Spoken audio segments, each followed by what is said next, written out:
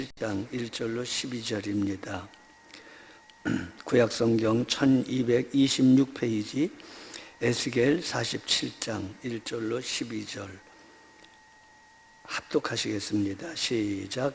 그가 나를 데리고 성전문에 이르시니 성전의 앞면이 동쪽으로 향하였는데 그 문지방 밑에서 물이 나와 동쪽으로 흐르다가 성전 오른쪽 제단 남쪽으로 흘러내리더라. 그가 또 나를 데리고 북문으로 나가서 바깥길로 꺾여 동쪽을 향한 바깥문에 이르시기로 본즉 물이 그 오른쪽에서 스며 나오더라. 그 사람의 손에 줄을 잡고 동쪽으로 나아가며 천척을 청량한 후에 내가 그 물을 건너게 하시니 물이 발목에 오르더니 다시 천척을 청량하고 내게 물을 건너게 하시니 물이 무릎에 오르고 다시 천척을 청량하고 내게 물을 건너게 하시니 물이 허리에 오르고 다시 천척을 청량하시니 물이 내가 건너지 못할 강이 된지라. 그 물이 가득하여 헤엄칠 만한 물이요 사람이 능히 건너지 못할 강이더라. 그가 내게 이르시되 인자야 네가 이것을 보았느냐 하시고 나를 인도하여 강가로 돌아가게 하시기로 내가 돌아가니 강 좌우편에 나무가 심이 많더라. 그가 내게 이르시되 이 물이 동쪽으로 향하여 흘러 아라바로 내려가서 바다에 이르리니 이 흘러내리는 물로 그 바다의 물이 되살아나리라. 이 강물이 이르는 곳마다 번성하는 모든 생물이 살고 또 고기가 심이 많으리니 이 물이 흘러 들어가므로 바닷물이 되살아나겠고 이 강이 이르는 각처의 모든 것이 살 것이며 또 이 강가에 어부가 설 것이니 엔게디에서부터 에네글라임까지 금을 치는 곳이 될 것이라. 그 고기가 각기 종류를 따라 큰 바다의 고기같이 심이 많으려니와 그 진펄과 개펄은 되살아나지 못하고 소금 땅이 될 것이며 강 좌우가에는 각종 먹을 과실나무가 자라서 그 잎이 시들지 아니하며 열매가 끊이지 아니하고 날마다 새 열매를 맺으리니 그 물이 성소를 통하여 나옴이라. 그 열매는 먹을 만하고 그 사는 약재료가 되리라. 아멘.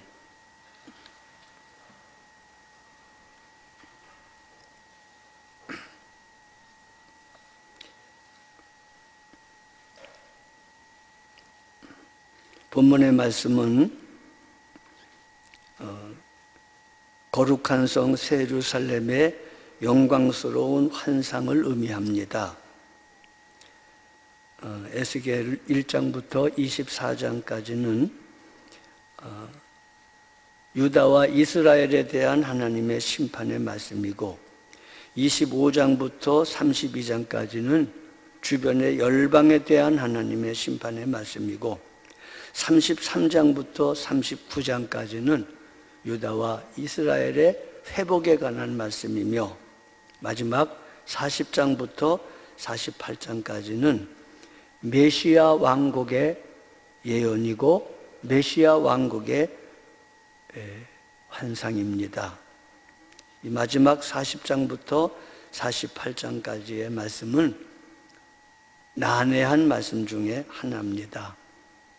그러나 일반적으로 이 말씀은 요한계시록의 마지막 부분에 임하는 거룩한 성 새 예루살렘을 상징하는 예언으로 보통 해석되고 있습니다.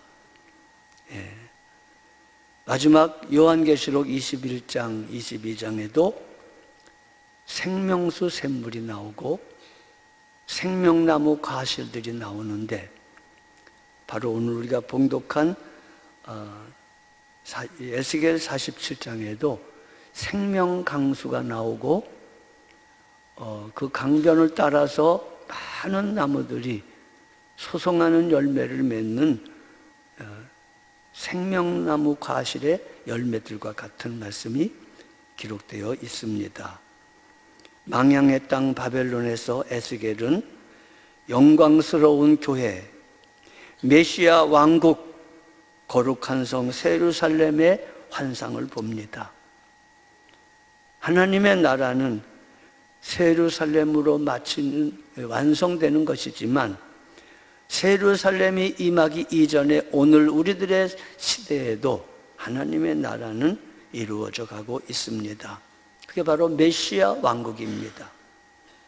그래서 에스겔 48장 마지막 절에 성의 문에 대해서 말씀하시고, 그리고 여호와 삼마, 그곳의 이름을 여호와께서 거기 계신다라고 하는 의미의 여호와 삼마라고 일컬어졌다라고 기록되어 있습니다.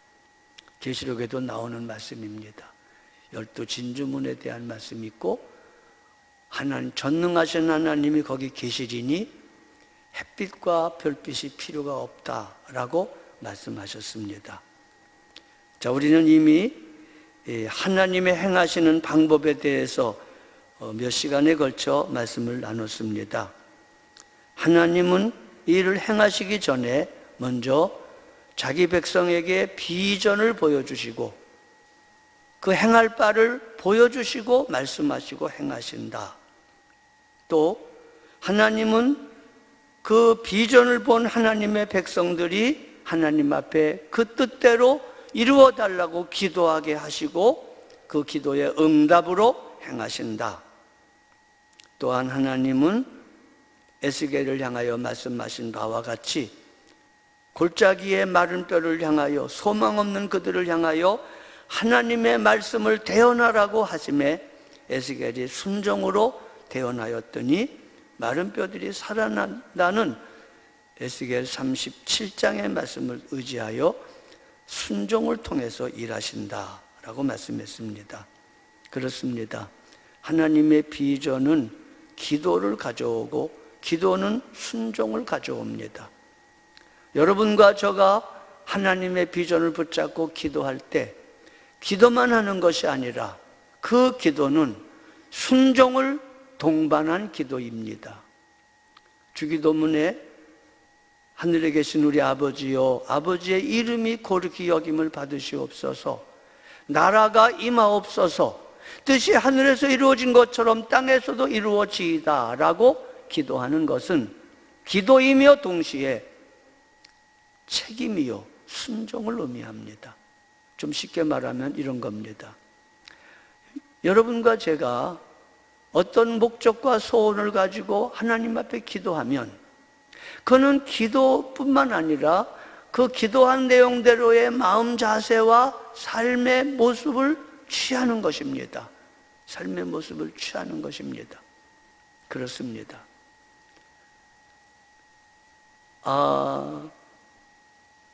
르비딤 광야에서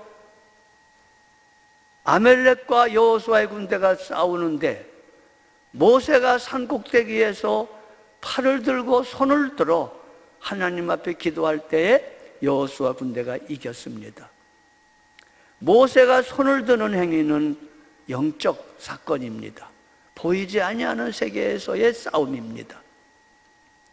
르비딤 광야에서 여호수아가 아멜렉과 싸우는 것은 보이는 세계에서의 싸움입니다. 보이지 아니하는 세계에서의 싸움인 기도와 보이는 세계에서의 싸움인 영적 전쟁, 여호수아의 싸움은 같이 동반되는 것입니다. 여호수아가 아무리 전략을 쓰고 군대를 훈련시키고 잘 싸워도 모세의 손이 내려가면 패배입니다. 반대로 모세가 아무리 손을 든다 할지라도 여호수아가 싸우지 않으면 역시 전쟁은 성립될 수 없습니다. 이것이 바로 기도와 순종의 관계입니다. 지난 주일날 참혹한 골짜기가 어디인가? 우리의 심령, 우리의 가정, 우리의 자녀들의 모습이 어떤 면에서는 마른 뼈가 가득한 골짜기와 같다고 말씀을 드렸습니다. 그런 가정과 그런 자녀들 앞에 우리가 기도합니다. 손을 들어 기도합니다. 부지런히 기도합니다. 그러나 여러분, 기도에는 순종이 바탕이 되어야 되고 순종이 수반되어야 합니다. 내 자녀를 위한 간절한 기도는 내 자녀를 발 앞에 앉혀놓고 신명기 6장 5절 6절 말씀처럼 부지런히 하나님의 말씀을 선포하고 하나님의 말씀을 가르치는 대언의 순종이 수반되어야 합니다. 자녀를 위해서 기도만 하고 행위로서 보이는 세계에서의 실제적인 순종이 없다면 그건 허망한 것입니다. 그렇습니다. 그것이 바로 하나님의 행하시는 방법입니다. 하시고자 하신 일을 보여주시고 우리가 그걸 붙잡고 기도하며 그 기도한 대로 순종하는 겁니다. 나라가 임하옵소서 기도하십니까? 나라는 통치입니다. 통치는 순종입니다. 나 말고 어디서 이루어지는 게 아니라 내 안에서, 내 삶의 영역에서 하나님의 나라가 이루어지옵소서 기도하는 것은 기도이며 동시에 책임이요 순종입니다. 내가 순종하지 아니하고 어디선가 나라가 임하기를 기대하십니까? 천만의 말씀입니다. 뜻이 하늘에서 이루어진 것처럼 어디선가 이루어지옵소서가 아닙니다. 내 심령 속에, 내 가정 속에 내 순종을 통하여 이루는 것입니다. 내가 그 통치에 순종하지 아니하면 어찌 내 속에 하나님의 통치, 하나님의 뜻, 하나님의 나라가 임하겠습니까? 하나님은 에스겔에게 골짜기에 가득한 마른 뼈를 보여주시고 그 뼈와 생기를 향하여 태어나라고 명령하며 에스겔이 태어날 때 하나님의 루아흐, 하나님의 영, 하나님의 생기가 임하여 마른 뼈가 살아 강한 군대가 되었다고 했습니다. 본문은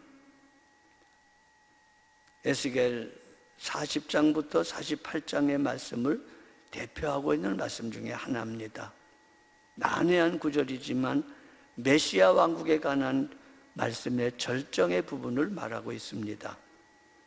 에스겔은 바벨론 땅에서 하나님의 영광스러운 교회, 거룩한 성 예루살렘의 환상을 봅니다. 성전 문지방 밑에서 생수가 발원하여 흘러나갑니다. 1,000척, 2,000척, 3,000척, 4,000척을 흘러갈 때 점점 많아져서 강물이 됩니다. 그 강물이 지나가는 곳에 바다와 육지를 소송시키며 열매 맺게 하는 아름다운 생명 강수의 환상을 봅니다. 이 생명 강수의 환상은 마가 다락방에 임한 오순절 성령의 은혜를 상징하는 것으로서 그 성령의 충만한 은혜로 인한 예루살렘과 온 유다와 사마리아와 땅끝까지 이르러 하나님의 거룩한 복음과 구원의 역사가 편만하게 증거될 것을 의미하고 있습니다.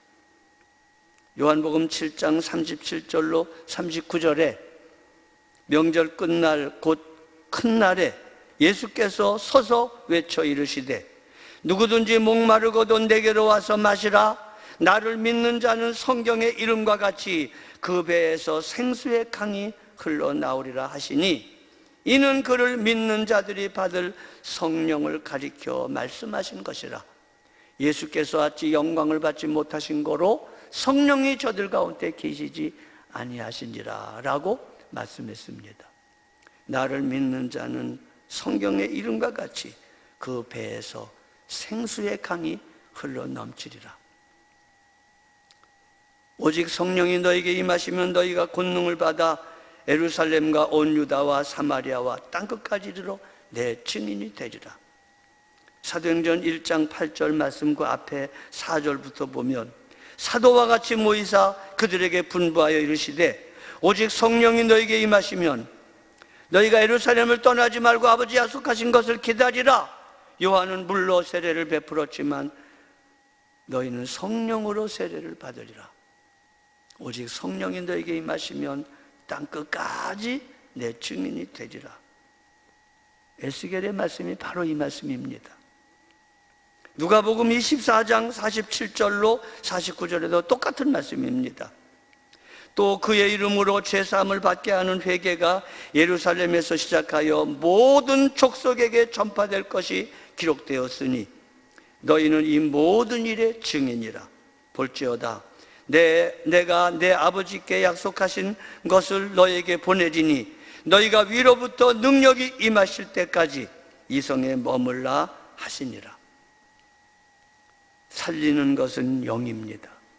성령의 생명 강수가 마가 다락방에서 임한 성령으로 말미암아 예루살렘과 유다와 사마리아와 땅끝까지 흘러 오늘 여기까지 임하게 된 것입니다. 스가랴 4장 6절에는 이 말씀을 이는 힘으로 되지 아니하며 능으로 되지 아니하고 오직 나의 영으로 되느니라 라고 말씀했습니다. 우리는 지금 이 성령의 충만한 은혜의 시대의 한가운데 살고 있는 것입니다. 이 세대를 향한 하나님의 대책은 하나님의 영 성령입니다. 시대가 악할수록, 시대가 참혹할수록 자기를 사랑하며 돈을 사랑하며 쾌락 사랑하기를 하나님 사랑하는 것보다 더한 막무가내 시대일수록 그 참혹하고 악한 시대를 감당할 만한 강력한 하나님의 대책, 하나님의 방법, 하나님의 영이 역사하고 있습니다. 마태복음 28장 17절에 보면 예수님이 승천하시기 직전에 제자들을 불러 예루살렘에서 갈릴리로 부르셔서 갈릴리의 명하신 산에 제자들이 11명 모였는데 그때 아직도 의심하는 사람이 있었더라, 그렇게 기록되어 있습니다. 예수님과 함께 3년을 같이 먹고 마시고 부활하신 후에도 40일을 같이 동행했으며 이제 승천하시기 직전인데도 그 능력을 체험하고 그 예수님을 목도하며 직접 동행했던 제자들, 특별히 뽑은 11명의 제자들, 아직도 의심하는 사람이 있었더라. 이것은 오늘 우리들의 모습을 말씀하고 있습니다. 우리가 예수를 믿은 지 그 얼마이며 얼마나 오랫동안 신앙생활을 하고 있었습니까? 그런데도 우리는 여전히 아직도 의심하는 자와 같이 연약하고 부족합니다.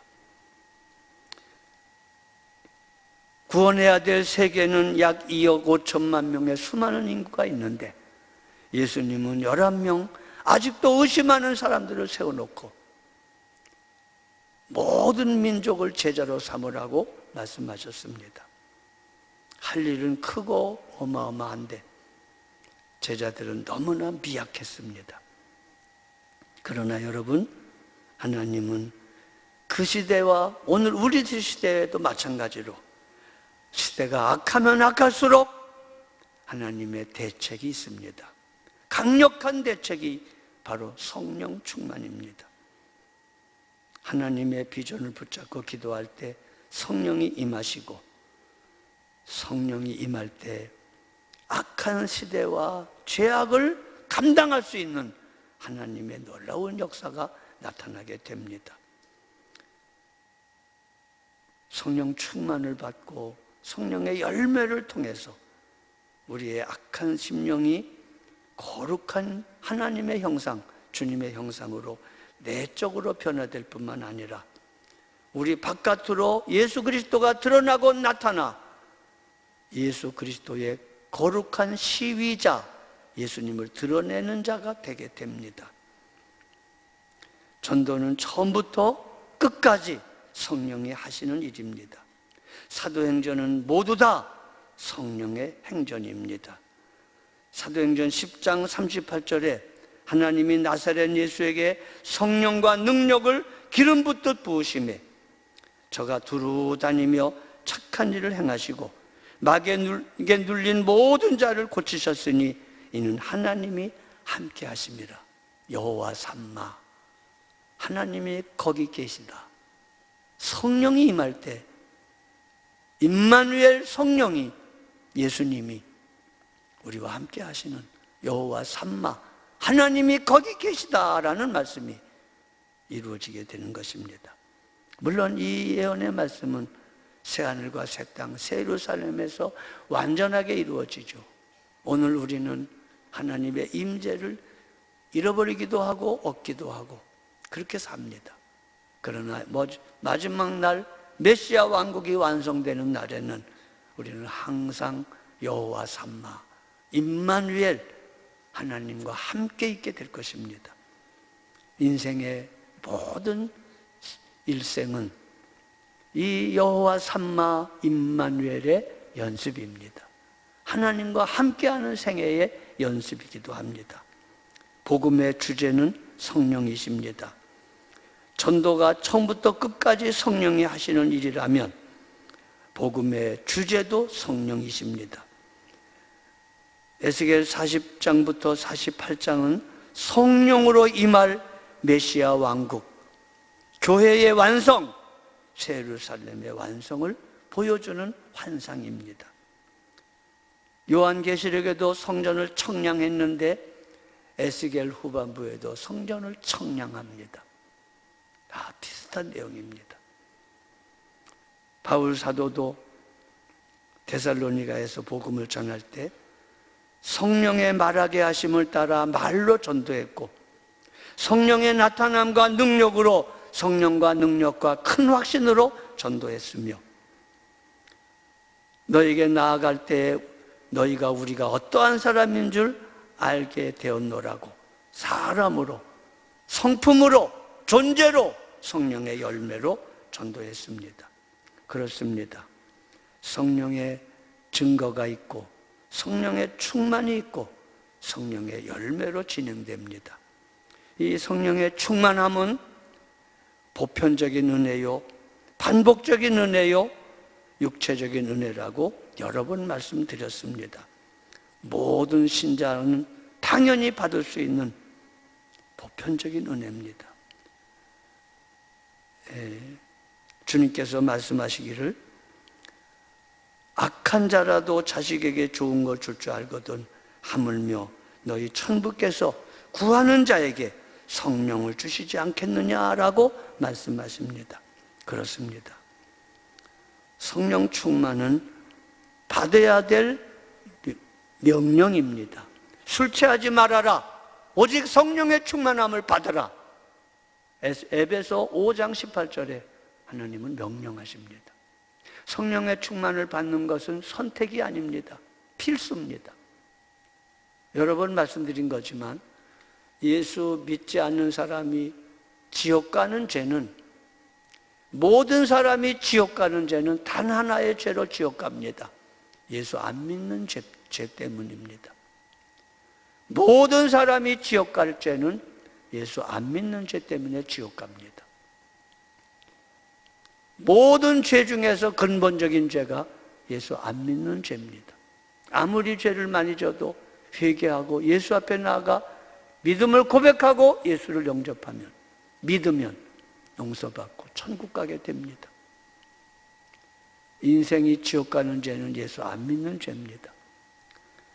신자가 망하는 죄는, 신자가 되어서 하나님의 자녀가 되었는데 신자가 되어가지고 가장 큰 죄는 성령 충만 안 받는 죄입니다. 불신자는 예수 안 믿는 죄 때문에 지옥 가고, 신자는 성령 충만 안 받는 죄 때문에 죄와 사망의 권세에서 이기지 못하고 날마다 패배하게 됩니다. 불신자의 큰 죄는 예수 안 믿는 죄요, 신자의 큰 죄는 성령 충만 안 받는 에베소 5장 18절 말씀을 불순종하는 죄입니다. 성령은 지금 우리에게 꽉 차 있습니다. 구하라 얻을 것이요, 찾으라, 구하라 주실 것이요, 찾으라 얻을 것이요, 문을 두드려 열릴 것이니 구하는 이마다 찾는 이마다 두드리는 이에게 열릴 것이다. 너희가 악할지라도 자식에게 좋은 걸 줄 줄 알거든 하물며 너희 하늘 아버지가 구하는 자에게 성령을 주시지 않겠느냐. 성령은 온 우주에 가득 차서 압력을 가하고 있습니다. 우리가 기도의 문만 열어놓으면 크신 압력으로 우리 속에 성령이 들어오고 있습니다. 그렇습니다. 성령의 충만은 보편적인 은혜입니다. 또 늘 반복해서 받을 수 있는 반복적인 은혜요, 우리 육체적으로 현저하게 나타나는 육체적인 은혜입니다. 하나님이 역사하면 마른 뼈도 살아날 수 있습니다. 생기가 들어가면, 하나님의 성령이 역사하면 마른 뼈도 살아날 수 있습니다. 하나님의 방법은 성령이십니다. 우리가 마른 뼈 같은 이 세대를 향하여 대언할 때, 성령을 힘입어 대언할 때 하나님은 일하십니다. 우리의 순종을 통해서, 우리의 성령으로 말미암는 대언을 통해서 하나님은 우리의 가정과 세대를, 이 참혹한 세대를 변화시키십니다. 하나님의 대책은 성령입니다. 복음의 주체도 성령이십니다. 오늘 하나님의 영이 온 땅에 충만하십니다. 예수님은 이미 승천하셨고 성령은 내려오셨습니다. 사도행전 2장 38절에 너희가 각각 회개하여 예수 그리스도 이름으로 세례를 받고 제사함을 얻으라.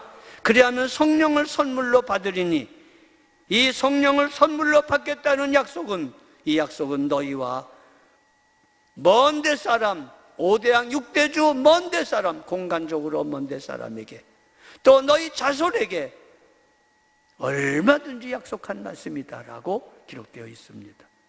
그렇습니다. 우리는 지금 성령 충만의 시대에 살고 있습니다. 하나님은 여러분과 제게 성령이 필요한 것보다 더 갈망으로 우리가 성령에 충만하기를 원하십니다. 그래서 에베소 5장 18절에 술 취하지 말고 성령의 충만함을 받으라고 명령하신 겁니다. 악한 자도 자식에게 좋은 걸 주는데 하물며 하늘의 하나님, 독생자를 보내신 아버지 하나님이 구하는 자에게 성령을 주시지 않겠느냐라고 말씀하십니다. 그렇습니다. 성령은 기도만큼 가까이 있습니다. 여러분이 마음을 열고 기도하면 성령은 바로 거기서 임합니다. 저는 폐결에 걸려가지고 여러 해 병원 의지하고 약 의지하고 엉덩이가 주사 자국으로 틈이 없을 만큼 반질반질할 만큼 주사를 맞았습니다. 1차 약, 2차 약, 3차 약 먹고 맞았습니다. 저는 그때까지도 수년 동안 하나님은 우주 문제, 세계 정세에 바쁘셔서 나 같은 사람의 개인의 기도, 폐결핵 문제를 구하면 안 된다고 생각했던 사람입니다. 이런 개인적인 문제는 병원에 가서 약 먹고 주사 맞고 고쳐야지, 하나님께 이런 개인적인 사소한 문제까지 구하면 되겠는가? 아주 하나님을 걱정하는 것처럼 그렇게 신학생의 특유한 교만함이 있었습니다. 기도 안 했습니다. 좀처럼.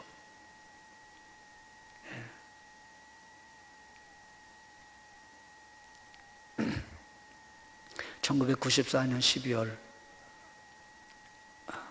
너무나 피곤하고 너무나 힘들어서 견딜 수 없을 때 제가 섬기던 금북감리교회 요 자리에 앉아서 혼자 기도하러, 퇴근길에 기도하러 가서 처음 기도했었습니다. 처음 기도했습니다. 고쳐달라고. 하나님은 그전부터 기다렸다는 듯이 손을 내밀어 처음 기도하는 시간에 첫 기도를 응답하시고 성령과 불로 뜨겁게 채워주셔서 순식간에 폐결핵 중등도를 불태워 없애버리시고, 저는 A병인지라 바로 확인하려고 결핵협회 며칠 전에 약 처방받고 그 약을 다 샀었는데 다시 가서 다시 찍어보라고 그랬습니다. 뭔가 좀 변화가 있을 걸 기대하고 그랬더니 의사가 고개를 까뚱거리면서 며칠 전엔 이렇지 않았는데 어떻게 이렇게 완전히 폐결핵이 굳어버렸냐고. 양성에서 음성 반응으로. 그래가지고 낫습니다. 여러분, 여러 번 기도해서 성령이 임하는 게 아니라 안 기도해서 못 주시지, 기도하면 바로 주십니다. 바로 주십니다. 다시 말하면 성령은 여러분의 삶의 주변에 압박을 가하고 압력을 가하며 가득 차게 압력을 가하고 있습니다. 틈만 열어주면 성령이 쑥 들어오십니다. 그게 에베소 5장 18절의 명령입니다. 술 취하지 말라. 오직 성령의 충만함을 받으라. 그 말씀입니다. 우리는 지금 성령 시대에 살고 있습니다. 성령은 기도만큼 가까이 있습니다. 영적인 추수기가 다가오고 있습니다. 사천척의 은혜, 성령 충만에 나와 세상은 간 곳 없고 구속한 주만 보이는 충만한 은혜는 결코 멀리 있지 않습니다. 성령의 생명강수 사천척의 충만한 은혜는 사람을 소성시키고 고치고 살리고 풍성한 열매를 맺게 한다고 본문은 말하고 있습니다. 이래서 메시아 왕국이 완성되어지는 겁니다. 여러분과 저의 삶이 사천척의 충만한 성령의 생명강수가 넘쳐나기를 바랍니다. 일상과 범사에서 그래서 주님을 뚜렷하게 드러내는 성령의 충만한 능력과 성령의 열매로서의 거룩한 성품으로 예수 그리스도를 힘있고 현저하게 뚜렷하게 드러내는 복된 삶이 되시기를 주님의 이름으로 축복합니다. 일어나시겠습니다. 기도하시겠습니다. 하나님 아버지, 성령의 충만한 사천척의 은혜를 허락하여 주옵소서. 그래서 여호와 삼마 하나님이 거기 계시다라는 삶이 되게 하옵소서. 우리 구주 예수 그리스도의 대속하신 은혜와 하나님 아버지의 사랑하심과 주 성령님의 교통하심이 모두에게 함께 하시기를 축원하옵나이다. 아멘.